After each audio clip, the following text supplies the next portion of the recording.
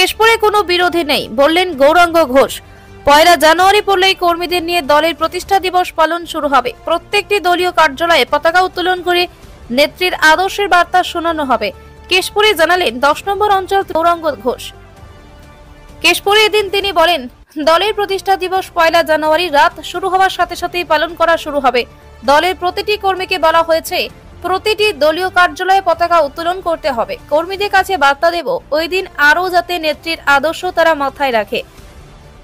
এদের বিরোধী প্রসঙ্গে গৌরাঙ্গ ঘোষ বলেন, কেশপুরে বিরোধী বলে কেউ নেই। সিপিআইএম কিংবা বিজেপি তারা নির্বাচনের সময় আসে, বাকি সময় তাদের কোনো অস্তিত্ব থাকে না। মানুষ তাদের কোনোভাবেই মেনে নেবে না, আর মানুষ উন্নয়নকে বেছে নিয়েছে, তাই কেশপুরে তৃণমূল ছিল তৃণমূল।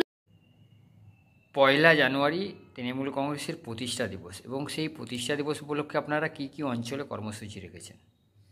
কালকে আমাদের অঞ্চল এবং ব্লকে একসাথে কর্মসূচি রাখা হয়েছে, এবং কাল ও পরশুদিন আমাদের 1 জানুয়ারি প্রত্যেকটা বুথে বুথে আমাদের পতাকা উত্তোলন হবে, এবং সেই সঙ্গে কর্মসূচি কিছু রয়েছে।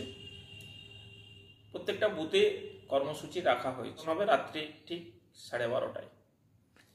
কি মেসেজ পৌঁছাবেন কর্মীদের কাছে এই পতাকা উত্তোলন? কর্মীদের কাছে আমরা একটাই মেসেজ পাঠাবো, 1998 সালে মমতা বন্দ্যোপাধ্যায় যেভাবে দলটাকে তৈরি করেছেন এবং তার যে ত্যাগ তিতিক্ষার মাধ্যমে যে সে পরিশ্রম করে দলটা তৈরি করেছেন, প্রত্যেকটি কর্মীকে বলবো, যারা দূরে রয়েছে তাদেরকেও বলেছি প্রত্যেকটি কর্মীকে একসাথে থেকে পতাকা উত্তোলন করতে বলেছি, এবং একসাথে আমরা 2026-এর জন্য রেডি হচ্ছি, প্রস্তুতি নিচ্ছি, এবং মমতা বন্দ্যোপাধ্যায়ের উন্নয়নকে সামনে রেখে আমরা সেইভাবে আগাবো। উন্নয়নের ভয়ে বেরোচ্ছে না। উন্নয়ন মমতা বন্দ্যোপাধ্যায় যেভাবে উন্নয়ন দিচ্ছে,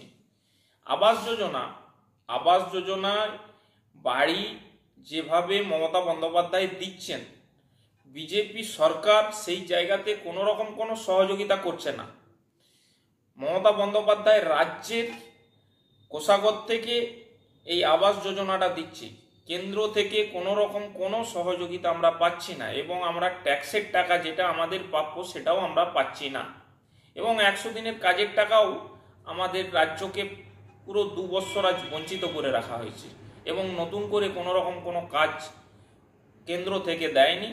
কেন দেয়নি এটা কি আপনার জানা আছে? দিচ্ছে না, টোটালটাই আমাদেরকে মানে কি কারণে দিচ্ছে না সেটা কেন্দ্র তো কোনো রকম উত্তর দিতে পারছে না।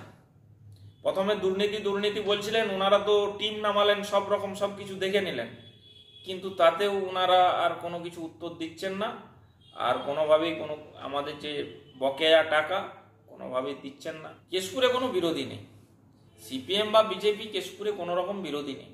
আমার নাম গৌরাঙ্গ ঘোষ, 10 নম্বর অঞ্চল কনভেনর।